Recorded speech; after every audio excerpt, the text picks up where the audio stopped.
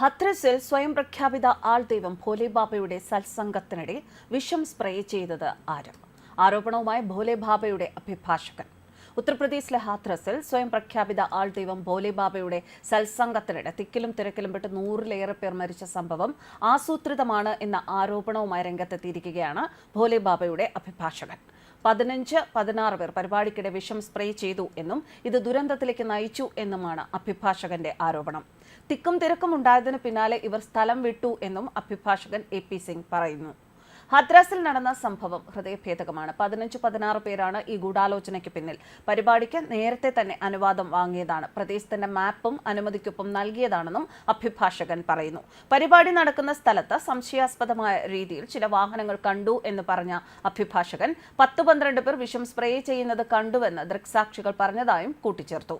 CCTV അടക്കം കണ്ടെത്തണമെന്നും വാഹനങ്ങളെക്കുറിച്ച് അന്വേഷിക്കണമെന്നും അദ്ദേഹം ആവശ്യപ്പെട്ടിരിക്കുകയാണ്.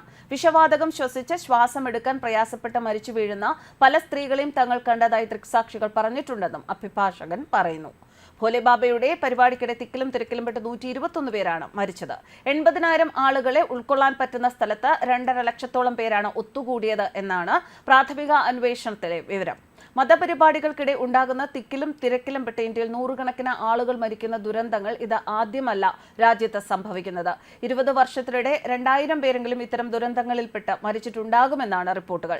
തിക്കിലും തിരക്കിലും പെട്ടുള്ള മരണങ്ങൾ കൂടുതലും സംഭവിക്കുന്നത് മതപരമായ ചടങ്ങുകൾക്കിടയിലും പ്രാർത്ഥനാ യോഗങ്ങൾക്കിടയിലുമാണ്.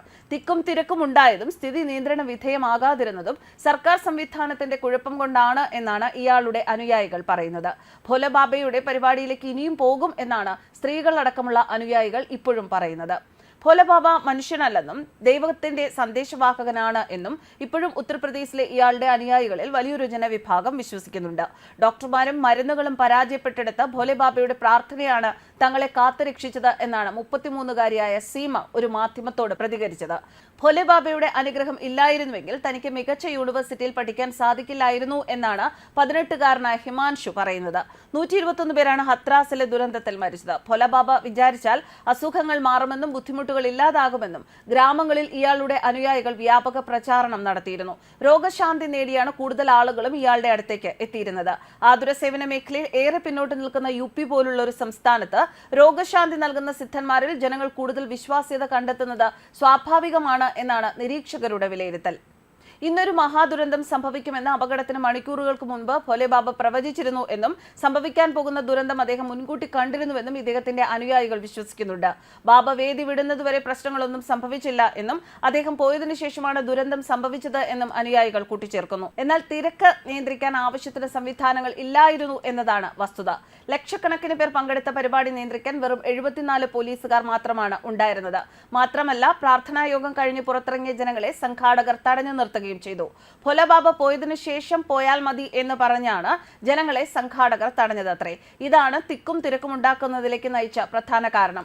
എന്നാലും അദ്ദേഹത്തിന്റെ പ്രവർത്തനങ്ങളെ അന്ധമായി വിശ്വസിക്കുന്നവർ പറയുന്നത് ഭോലെബാബയല്ല തെറ്റുകാരൻ എന്നാണ്. ഇയാളുടെ അനുയായികളായ സാധാരണക്കാർ മാത്രമല്ല ഉള്ളത്. ഉന്നത വിദ്യാഭ്യാസം നേടിയവരും ഉയർന്ന നിലയിൽ ജീവിക്കുന്നവരും ഭോലെബാബയുടെ അനുയായികളുടെ കൂട്ടത്തിലുണ്ട്. ന്യൂസ് ഡെസ്ക് കർമ്മ ന്യൂസ്.